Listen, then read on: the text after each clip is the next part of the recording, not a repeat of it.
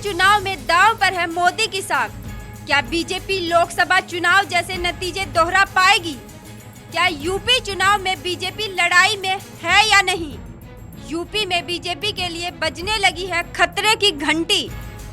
जाट समुदाय का वोट क्या बीजेपी को मिलेगा? वैश्य समाज का वोट क्या बीजेपी को मिलेगा? दलितों का वोट क्या बीजेपी को मिलेगा?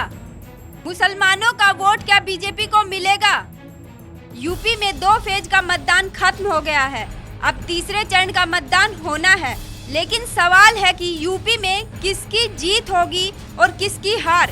साथ ही बड़ा सवाल यह भी है कि इस चुनाव में बीजेपी किस पायदान पर है। तीसरे दौर की वोटिंग से पहले पीएम मोदी चुनावी रैलियों में पार्टी के लिए वोट मांग रहे हैं। इन विधानसभा चुनाव में मोदी की रैलियों में सबसे महत्वपूर्ण बात अब तक यह रही है कि मोदी ने लीक से हटकर लोगों को बांटने, उकसाने और धमकाने की बातें शुरू कर दी हैं। स्वच्छ India, make in India, startup India, skill India और न जाने क्या क्या इंडिया जैसे नारे मोदी के भाषणों से गायब हैं। हाल ही के दिनों में पीएम मोदी ने अलीगढ़ की चुनावी रैली में जाति विशेष को निशाना बनाकर आरक्षण विरोधी भाषण दिया था। मोदी ने अपने भाषण में कहा कि नौकरी पाने के लिए किसी विशेष जाति में जन्म लेना क्या जरूरी है? किसी विशेष जाति में जन्मे नहीं तो नौकरी नहीं मिलेगी। ये क्या हिंदुस्तान का संविधान कहता है? देश ऐसे नहीं चल सकता। क्या ये युवाओं के साथ अन्याय नहीं है? बीजेपी को पूर्ण बहुमत दो, हम युवाओं को न्याय देंगे।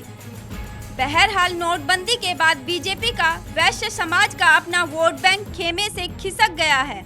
वहीं जाट समुदाय भी बीजेपी से खासा नाराज चल रहा है। जहां तक यूपी के मुसलमान वोटरों की बात है, वह भी बीजेपी के साथ खड़ा नहीं दिखता। सबसे बड़ी हैरानी की बात है कि इस विधानसभा चुनाव में बीजेपी ने एक भी मुस्लिम उम्मीदवार खड़ा नहीं किया है। गौरतलब है कि यूपी में लगभग 19% मुसलमान है। वहीं 2014 के लोकसभा चुनाव में दलितों ने बीजेपी को एक तरफा वोट किया था, पर रोहित वेमुला, ऊना कांड, डेल्टा मेघवाल जैसी घटनाओं के बाद दलितों ने बीजेपी से मुंह मोड़ लिया है। शायद इसलिए इस चुनाव में बीजेपी के लिए दलितों का वोट पाना आसान नहीं होगा। यूपी में सबसे बड़ी बात ये है कि जो भी पार्टी 31% या उससे ज्यादा वोट हासिल करती है, वह सत्ता के गलियारे तक पहुंच जाती है। बहरहाल अब वोटों का कितना हिस्सा बीजेपी को मिलता है, इसके लिए 11 मार्च का इंतजार करना होगा। Bureau report, national Dastak.